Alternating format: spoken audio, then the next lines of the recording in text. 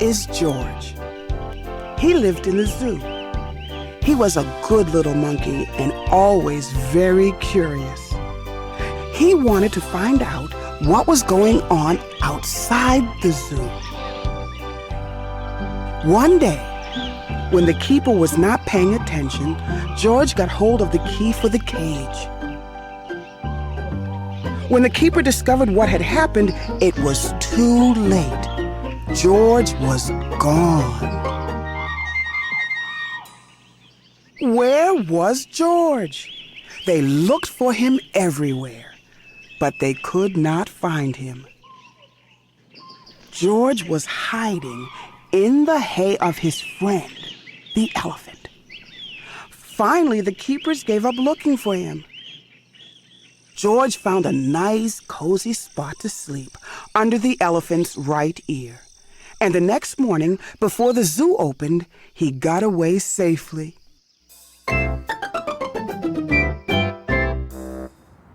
Once in the street, George felt a little scared. What should he do in the big city? Maybe he could find his friend, the man with the yellow hat, who had brought him over from Africa a long time ago. Only George did not know where he lived. There was a bus stopping at the corner. George had never ridden on one. Quickly, he climbed a lamppost, jumped on top of the bus, and off they went.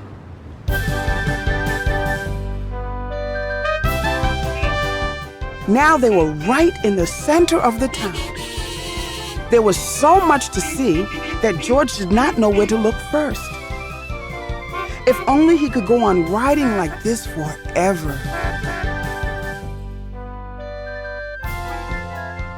But after a while, George got tired and a little dizzy.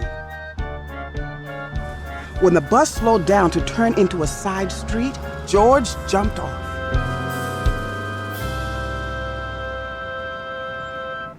There was a restaurant right in front of him.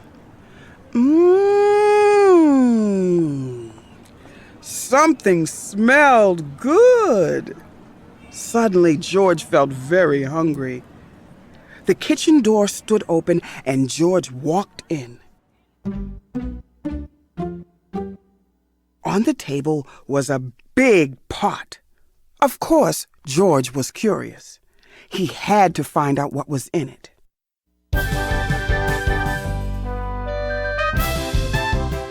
When the cook came back, he had a big surprise.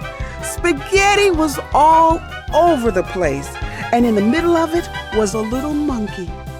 George had been eating yards and yards and had wound himself all up in it. The cook was a kind man and did not scold much. But George had to clean up the kitchen and then do all the dishes. My, what a lot of them there were. The cook was watching George. "You are lucky to have 4 hands," he said. "You can do things twice as quickly." "I have a friend who could use a handy little fellow like you to wash windows. If you would like to, I will take you over to him." So, they went down into the subway and took an uptown train to the cook's friend, who was an elevator man in a skyscraper.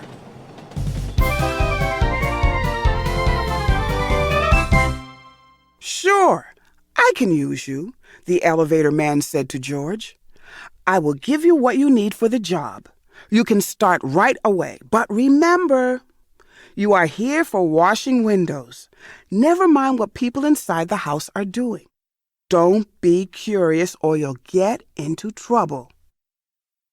George promised to be good, but little monkeys sometimes forget.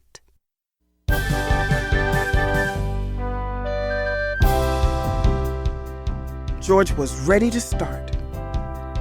My, how many windows there were! But George got ahead quickly since he worked with all 4 hands. He jumped from window to window, just as he had once jumped from tree to tree in the African jungle. For a while, George stuck to his work and did not pay any attention to the people inside. Of course, he was curious, but he remembered his promise.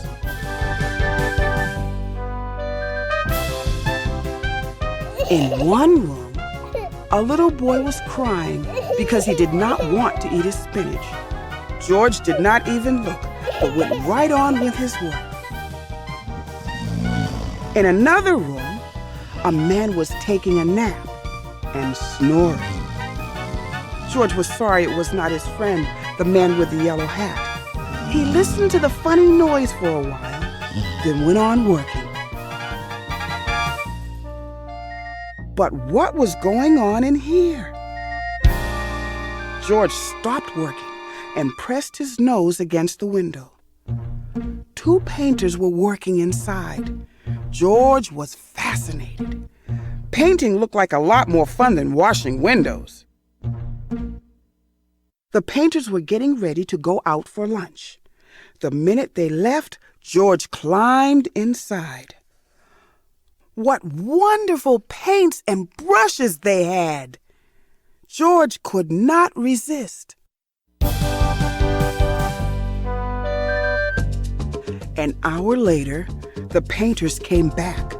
They opened the door and stood there with their mouths wide open.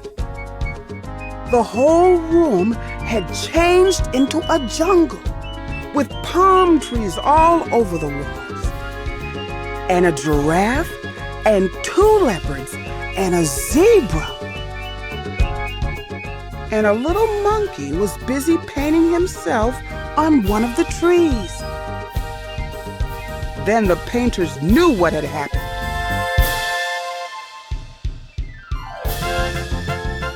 Luckily, George was close to a door. He ran out as fast as he could. After him ran the two painters, then the elevator man, and then the woman who lived in the place. "Oh, my lovely room! My lovely room!" cried the woman. "Don't let him get away!" George headed for the fire escape. George reached the end of the fire escape. The others had not caught up with him yet. Here was his chance. They could not jump. But George could easily jump down and escape. In a moment, he would be safe.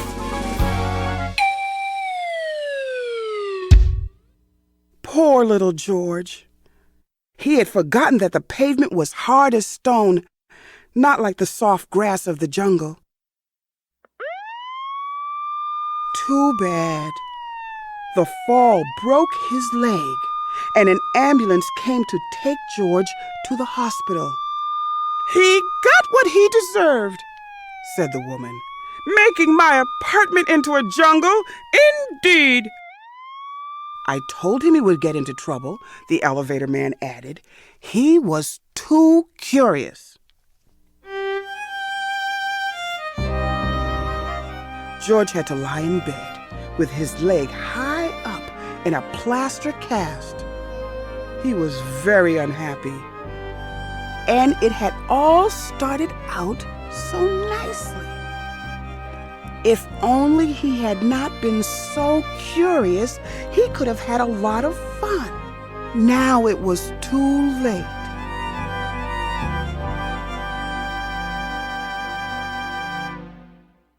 But next morning, George's friend, the man with the big yellow hat, was buying his newspaper.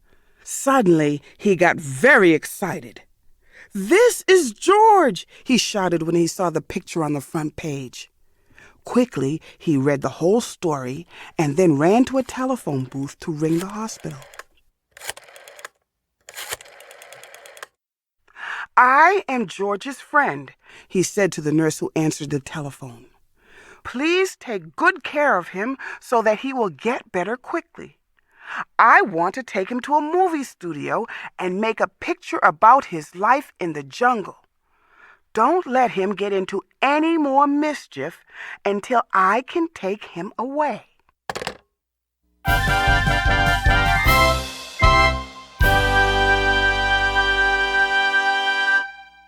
Finally, the day came when George could walk again. "Your friend is going to take you away this morning," said the nurse. "Just wait right here for him and don't touch anything." As soon as George was alone, he looked around at all the strange hospital things. "I wonder what is in that big blue bottle," he thought.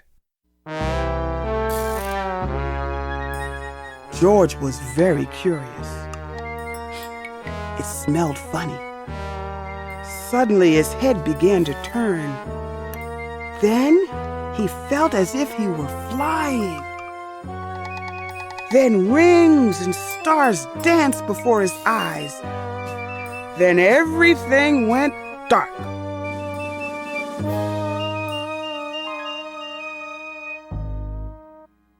And this is how the man with the yellow hat found George when he came to call for him. They picked him up and shook him, but they could not wake him up. He was so fast asleep that finally they had to put him under the shower. How surprised he was when he woke up.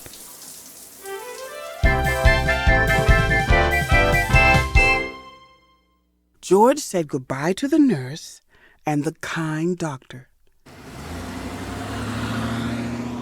Then he and the man with the yellow hat got into the car to drive to the movie studio. In the president's office, George had to sign a contract. Now he was a movie actor. In the studio, George was kept so busy all the time that he forgot to be curious. He liked the jungle they made for him and played happily there. And when the picture was finally finished, George invited all his friends to see it. The doctor and the nurse and the ambulance driver and the man from the newsstand and the woman and the elevator man and the two painters and the cook and the reporter and all the keepers of the zoo. Now, the lights went out and the picture started.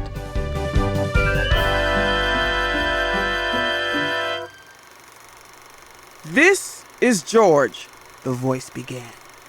"He lived in the jungle. He was a good little monkey. He had only one fault. He was too curious."